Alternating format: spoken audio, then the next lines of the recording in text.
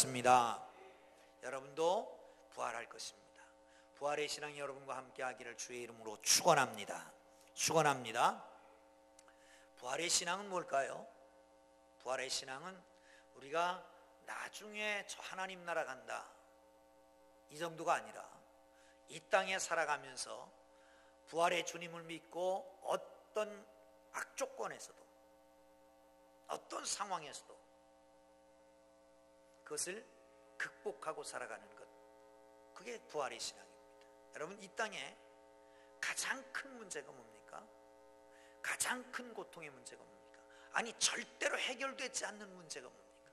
그게 죽음이잖아요. 죽음. 그런데 그 죽음을 이기신 부활의 주님께서 우리에게 부활의 신앙을 주십니다. 여러분, 죽음조차 이겼는데 무엇을 못 이기겠습니까? 주께서 주시는 부활의 신앙으로 모든 걸 극복하고 승리하기를 주의 이름으로 축원합니다. 할렐루야. 워싱턴시에 있는 어떤 신문이 그 신문의 기사를 냈던 기사 중에 하나입니다. 낸시 크랜트라고 하는 여인이 있었습니다. 소아마비가 왔고요, 온몸이 마비가 됐습니다.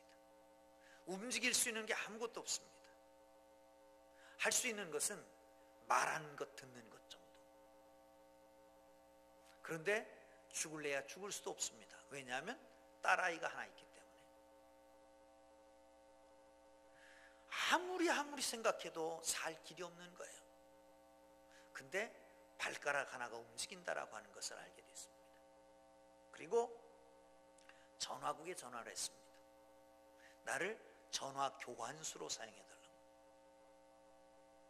근데 다행히도 그 전화 교환수로 채택이 돼서 직장 생활을 하게 됩니다.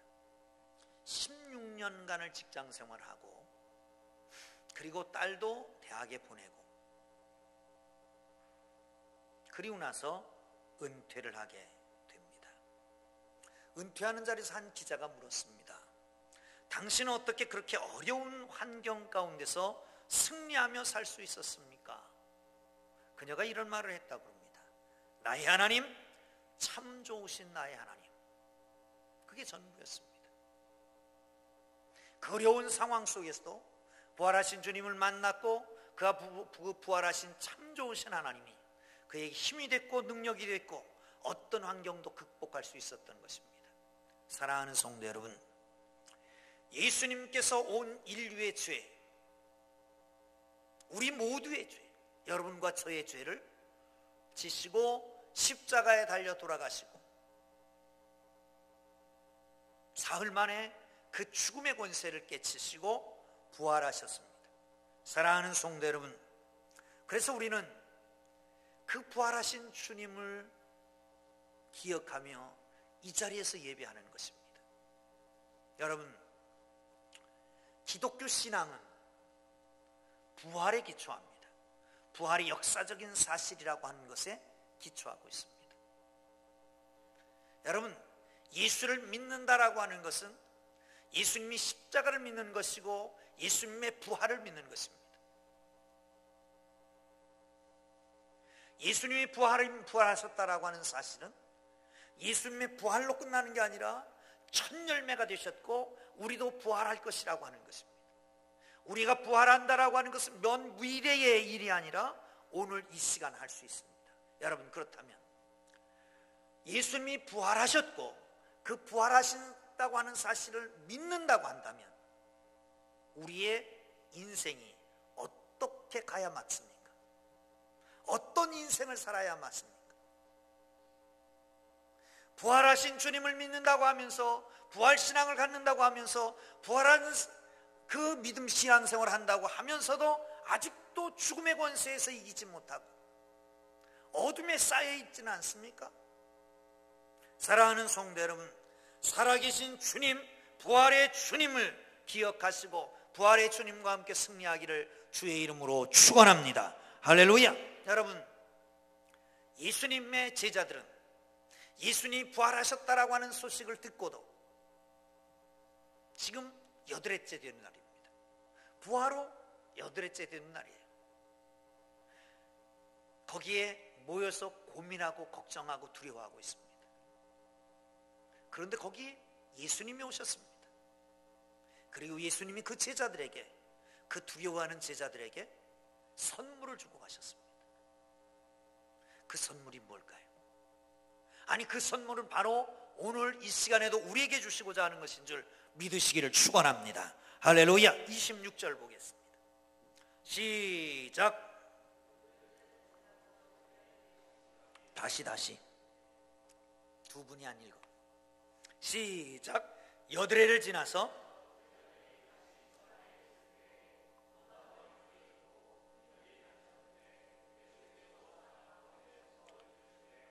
너에게 평강이 있을지어다 하시고. 아멘.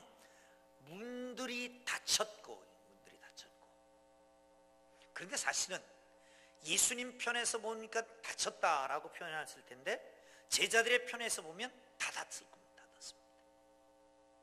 닫았으니까 밖에서 보니까 닫혀 있는 거지. 여러분, 여기서 문이 아니라 문들입니다.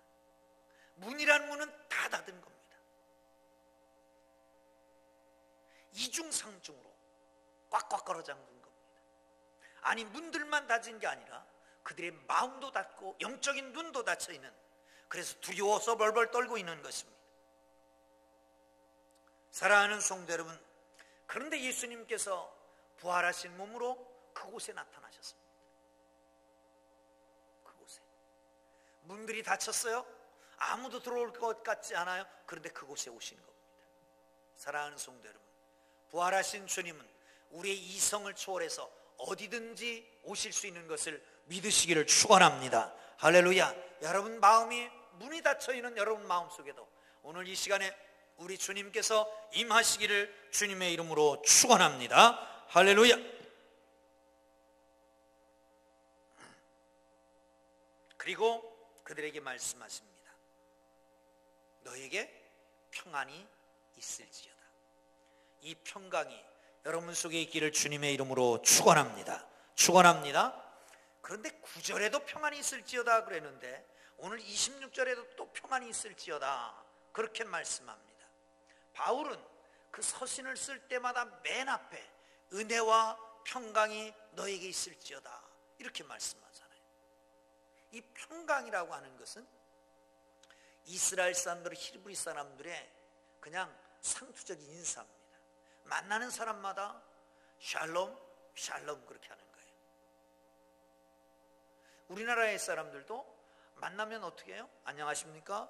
이렇게 인사하는 것처럼 샬롬, 샬롬 그랬습니다. 그런데 본문에 나타난 이 평강은 다른 의미의 평강입니다.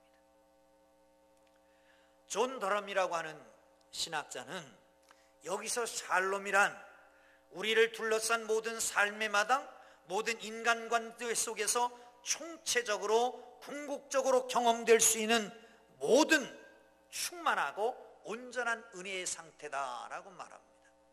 다시 말해 볼까요? 샬롬이란 우리 주위에 둘러싸고 있는 모든 환경들,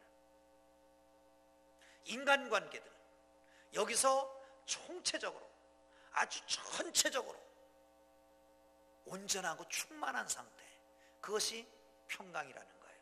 이 평강이 여러분에게 있기를 주의 이름으로 축원합니다. 축원합니다. 할렐루야. 다시 말하면 예수님께서 성육신하시고 십자가를 달아 돌아가시고 부활하시고 구원을 완성하셨습니다.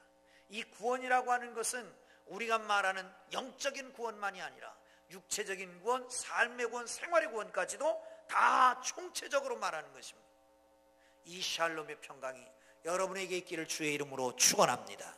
그래서 부활 후에 제자들이 인사할 때 샬롬 그랬다라고 말합니다. 샬롬. 손 한번 내밀으세요.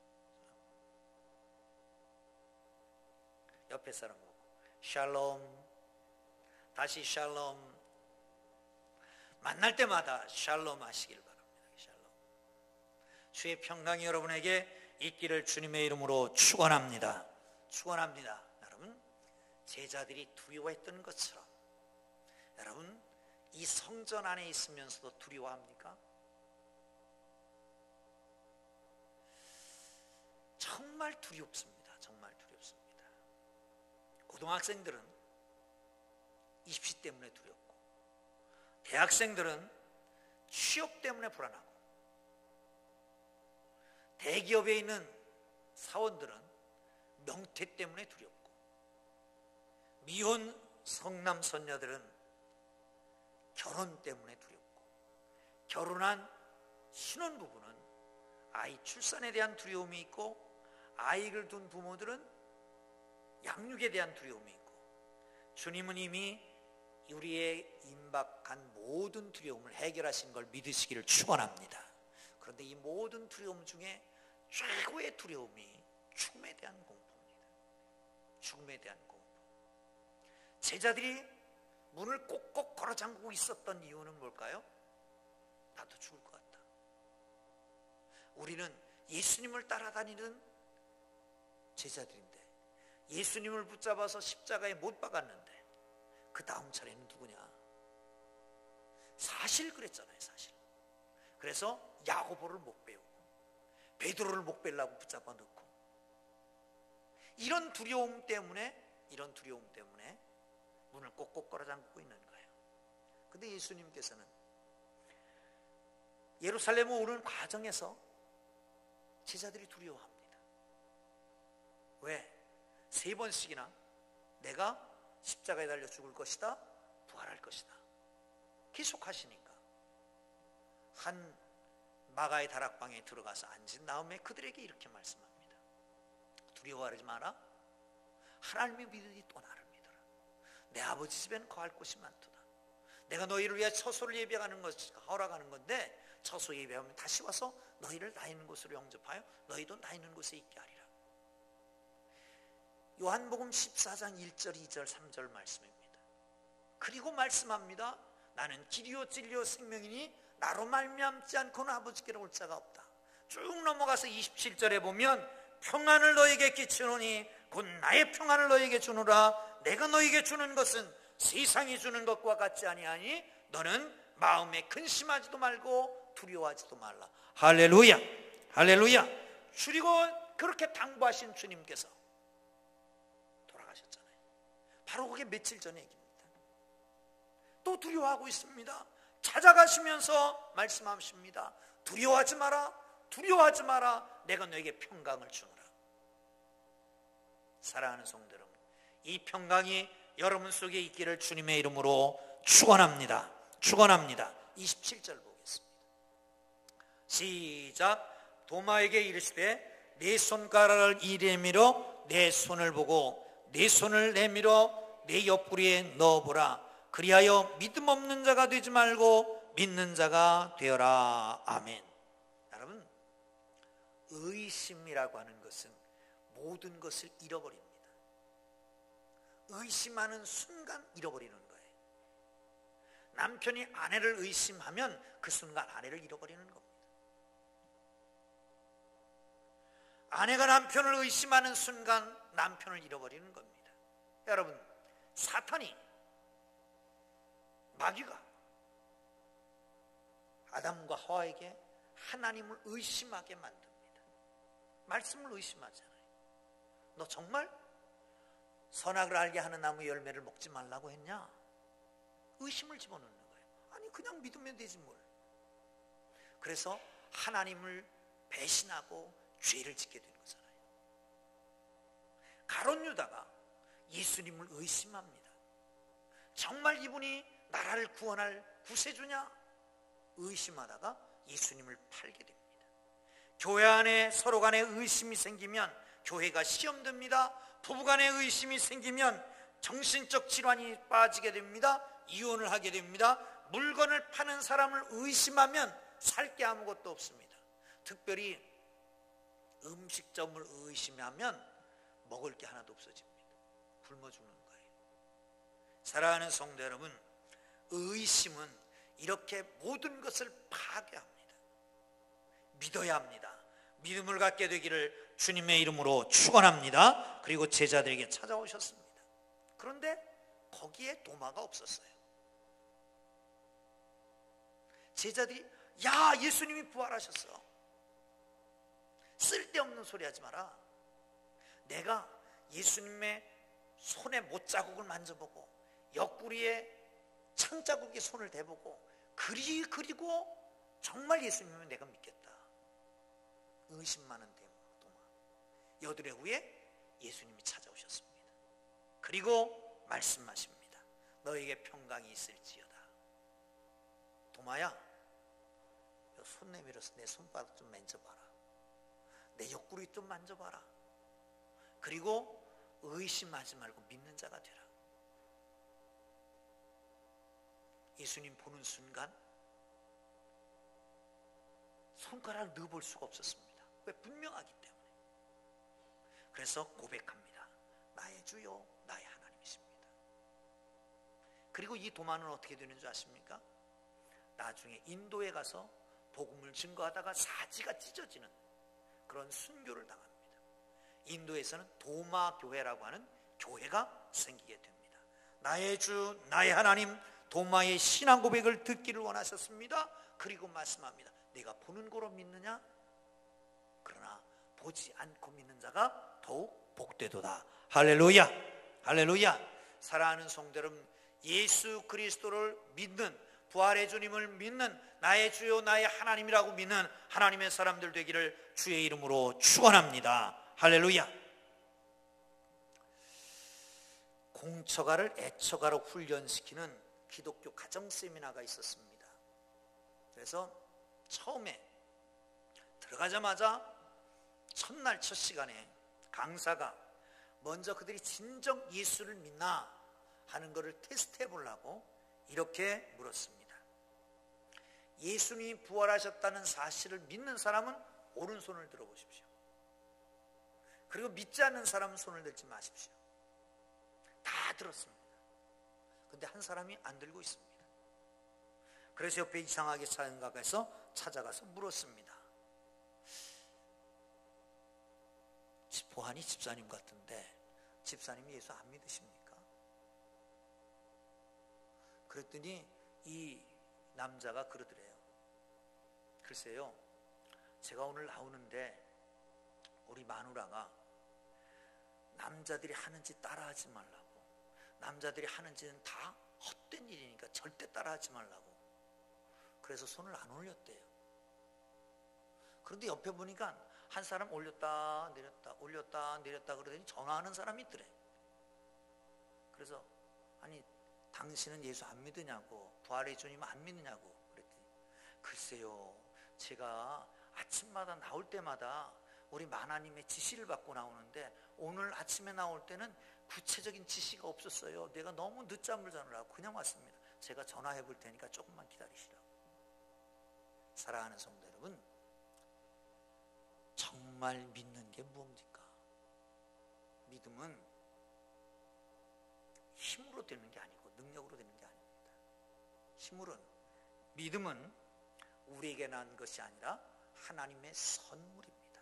할렐루야, 할렐루야. 그런데 그 믿음을 통해서 구원받고, 그 믿음으로 하나님의 자녀 되고, 그 믿음으로 하나님의 백성 되고, 그 믿음으로 세상을 이기고 사단을 이기고 불가항력적인 산과 같은 모든 문제도 물리치고 그 믿음으로 말미암아서 능력 주시는 자 안에서 모든 것을 할 수 있다는 그 하나님을 믿고 나아가는 것이 그 믿음입니다. 할렐루야. 그 믿음이 여러분 속에 있기를 주의 이름으로 축원합니다.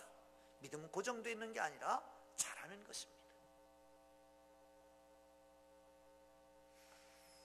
믿음이 없고 패역한 시대여 책망했던 예수님께서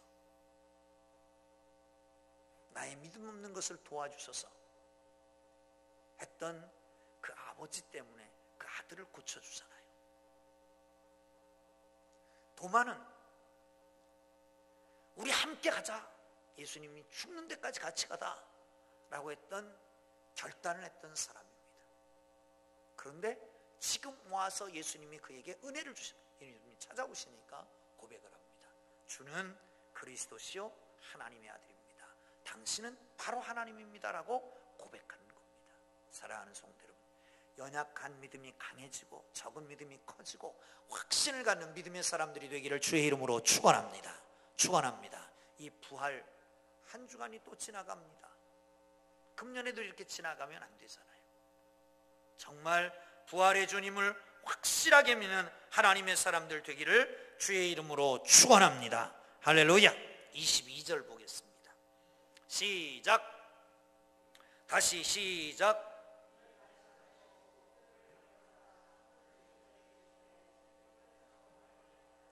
뭐를 받으라? 성령을 받으라. 세 번째 선물은 성령입니다.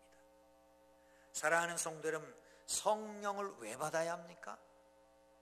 성령이 가장 좋은 것인 줄 아십니까? 마태복음과 누가복음, 마태복음에는 구하라 주실 것이요 찾으라 찾을 것이요 문을 두드린 자에 열릴 것이니라. 세상에 악한 아버지야도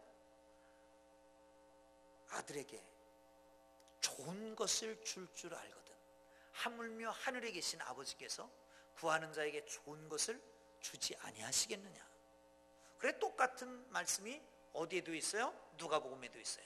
구하라 주실 것 찾아라 찾을 문을 두드려 열릴 것이니라. 그런 다음에 말씀하시기를 너희가 악할지라도 좋은 것을 자식에게 줄 알거든 너 하물며 너희 천부께서 구하는 자에게 성령을 주시지 않겠느냐. 할렐루야. 할렐루야. 가장 좋은 것은 성령이십니다. 성령의 선물이 여러분에게 있기를 주님의 이름으로 축원합니다. 할렐루야. 할렐루야. 그렇습니다. 믿는 자에게 주신 것 중에 가장 좋은 것이 성령인데, 서구에서는, 구라파에서는 가장 큰 욕이 뭔지 아십니까? 가장 큰 욕, 전에도 한번 가르쳐 드렸는데 가장 큰 욕이 뭐라고요? 가장 큰 욕, 성령 받지 않고 주의 일 해라. 그게 가장 큰 욕이래요. 성령 받지 않고 주의 일을 하면 어떻게 될까요? 자기 마음대로 해, 자기 멋대로, 자기 욕심대로, 자기 드러내려고. 그러니까 상처받는 거예요. 다른 사람에게 상처 주고. 성령 받아서 주의 일을 해야 됩니다. 성령 받아야 됩니다. 할렐루야. 성령의 충만함이 여러분에게 있기를 주님의 이름으로 축원합니다. 할렐루야. 제자들이 이 말씀을 듣고 함께 모여서 기도합니다. 오순절에 성령이 충만하게 임합니다. 할렐루야. 그렇습니다. 사도 바울은 아라비아 광야에서 기도하다가 성령의 충만함을 받고 삼층천에 올라갔던 것 같아요. 더 초대교회에는 성령과 지혜가 충만한 사람들로 집사들을 세웠습니다. 스데반은 성령이 충만해서 돌에 맞아 죽으면서도 예수님과 똑같이 저들의 죄를 용서해달라고, 내 영혼을 하나님이 기억해달라고, 하나님 받아달라고 이러고 세상을 떠나잖아요. 사마리아에서 베드로와 요한이 안수할 때에 성령이 충만하게 임했고, 그리고 고넬료는 베드로의 설교를 듣다가 성령의 충만함이 임합니다. 안디옥 교회, 에베소 교회는 바울의 안수를 받고 성령의 충만함이 임합니다. 사랑하는 성도 여러분, 성령의 선물을 받게 되기를 주의 이름으로 축원합니다. 교회는 성령의 능력으로 위로를 받고 힘을 받고 부흥을 하고 성령을 높여드려야 됩니다. 사랑하는 성도 여러분, 그렇습니다. 성령이 일하시게 하고 성령이 교회를 다스리게 하는 축복된 삶이 되기를 주의 이름으로 축원합니다. 성령 받으면 권능이 임합니다. 영적 변화가 일어납니다. 의심이 사라집니다. 믿음의 확신이 생깁니다. 죄에서 벗어납니다. 속사람이 강건해집니다. 심령이 유쾌해집니다. 늘 기쁨이 있습니다. 열매가 맺혀집니다. 하나님의 성품을 얻게 됩니다. 능력을 받게 됩니다. 이 신유의 은사도 받게 되고요, 성령 받으면 귀신도 쫓아내고 사단의 사실도 벗어집니다. 영적 영권, 물권, 인권이 회복되게 되는 걸 믿으시기를 축원합니다. 성령 충만한 삶 되기를 바랍니다. 아멘. 아멘. 이스라엘 사람들은요, 아이가 어머니 뱃속에서 나올 때 으앙 하고 울잖아요. 그때 성령이 들어간다고 생각했어요. 그때 성령이 들어간다고. 왜? 지금까지는 어머니의 의존적인 삶이었잖아요. 어머니 태 속에서 어머니 영양용을 다 뺏어 먹고 삽니다. 그런데 뱃속에 나오면서 으앙 하는 거예요. 그때 하나님의 영이 부어지는 거예요. 그래서 개체가 되어지는 거예요. 사랑하는 성도 여러분, 우리는 육체만 가지고 살 수 없습니다. 하나님의 영이 임해야, 우리의 영이 부요해지고 영이 충만해져야 이길 수 있는 걸 믿으시기를 축원합니다. 그래서 제자들에게 나타나서 호흡을 내쉬면서 성령 받으라 그렇게 말합니다. 이건 많은 이유가 있을 수 있습니다. 여러분, 흙으로 사람을 빚으시고 코에 생기를 불어넣으심에 생명이 되었더라 그렇게 말하잖아요. 죽은 자를 살려놓으시고 구원 얻게 하시고 거기에 생기를 불어넣으시는 것, 이게 성령의 역사입니다. 성령을 루아흐라고 그러는데 이것은 바로 바람입니다. 푸뉴마, 이것도 바람입니다. 그래서 바람같이 불같이라고 하는 것은 성령이 임했다라고 하는 얘기인데, 하나님의 거룩한 성령이 여러분에게 임하기를 주의 이름으로 축원합니다. 축원합니다. 성령이 충만하게 되기를 주의 이름으로 축원합니다. 에스겔 선지자는 그렇게 말합니다. 하나님의 영이 오시면 우리를 변화시키는데 돌 같은 마음을 살같이 부드럽게 한다는 거예요. 다시 뭐를요?